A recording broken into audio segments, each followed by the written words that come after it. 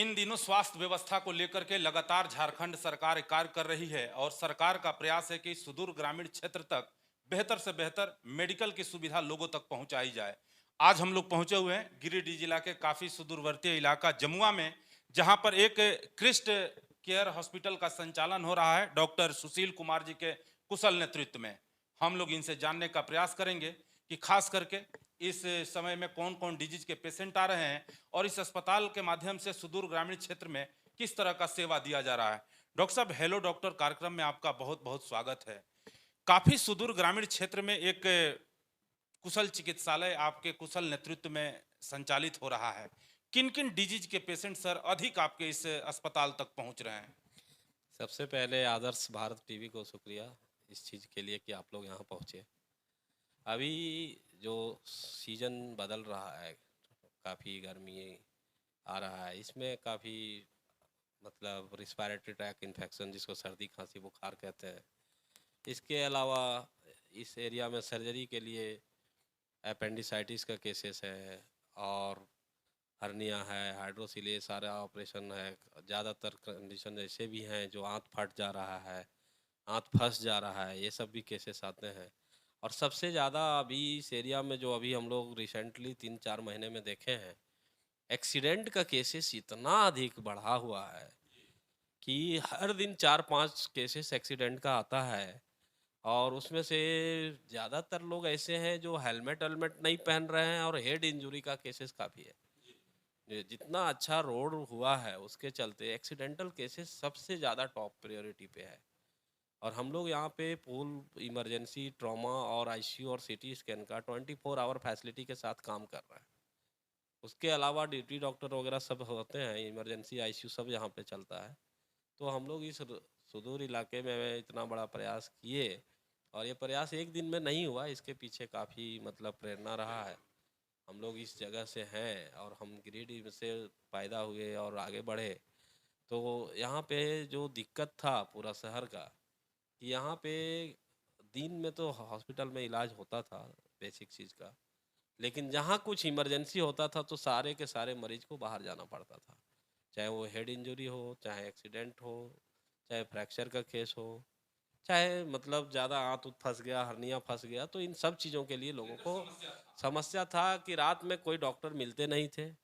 और रात में किसी को दिक्कत हो गया तो हॉस्पिटल का गेट तक भी नहीं खोला जाता था। मतलब कोई देख भी लिए तो कोई कंपाउंडर वम्पाउंडर देखते थे और मरीज को रेफ़र कर देते थे सीधा कि आप रांची चले जाइए, धनबाद चले जाइए।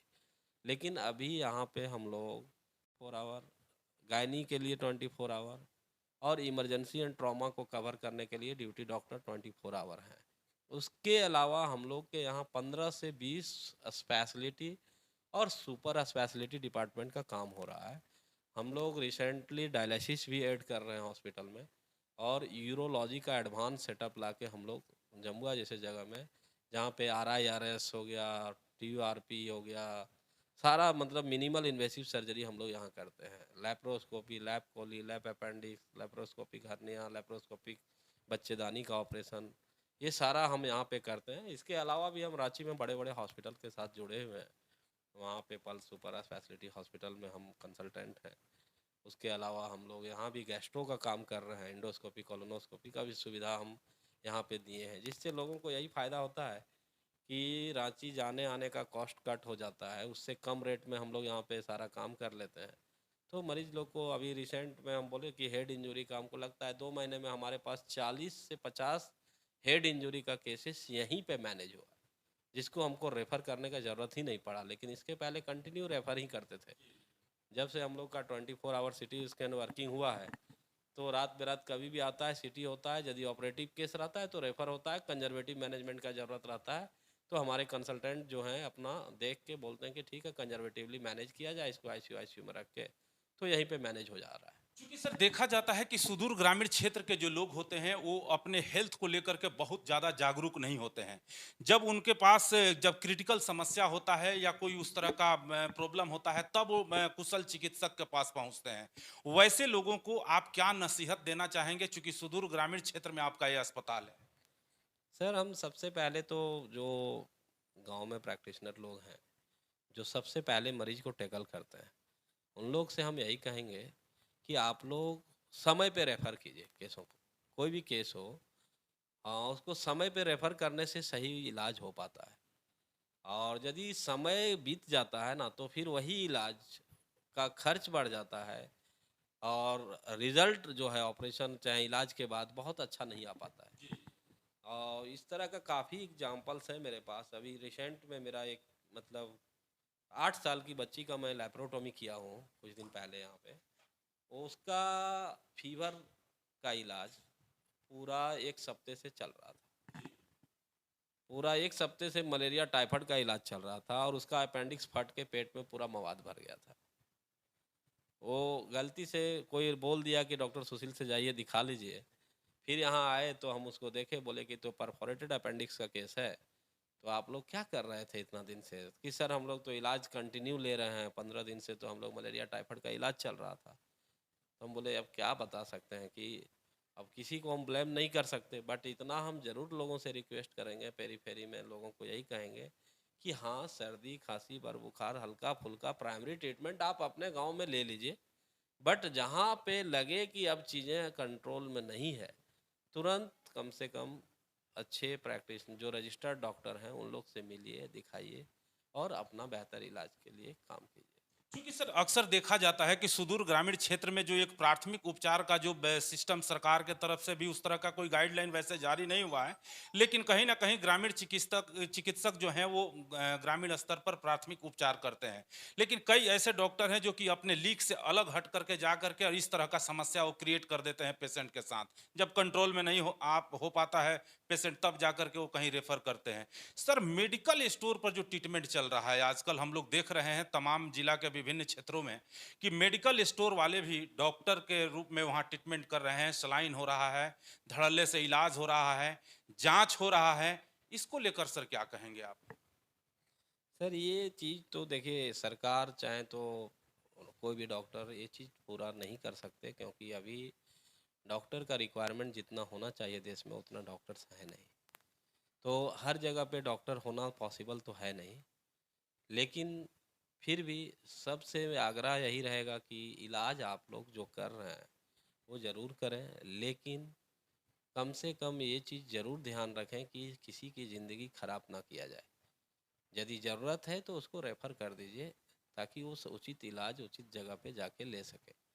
अब चूँकि हर गांव हर टोला मोहल्ला में तो रजिस्टर्ड डॉक्टर हो नहीं पाएंगे, और हैं भी तो मान लीजिए कोई फिजिशियन है तो सर्जरी का इलाज करेंगे तो फिर तो वहाँ पे गड़बड़ हो ही जाएगा, किसी से भी हो सकता है।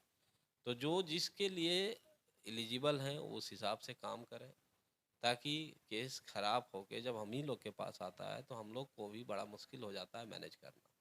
और जो ऑपरेशन हम 10,000 20,000 में करते हैं, उसी ऑपरेशन में 50-60 हज़ार का खाली मेडिसिन कॉस्ट चला जाता है। और वो गरीब मरीज लोग के लिए बहुत मुश्किल हो जाता है।